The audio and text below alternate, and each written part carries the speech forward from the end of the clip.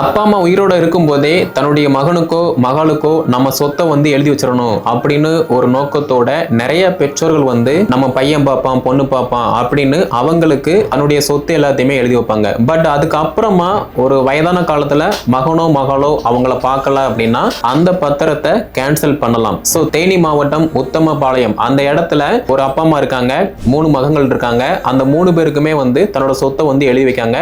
அப்பா வந்து இறந்து போயிருந்தாரு, அம்மா மட்டும்தான் இருக்காங்க. அந்த அம்மாவை 3 பசங்கள்ல ஒரே ஒரு பையன் மட்டும்தான் பார்க்கான், மீதமுள்ள 2 பையங்க வந்து பார்க்கல. இந்த இது வந்து ஆர்டிஓக்கு போகுது.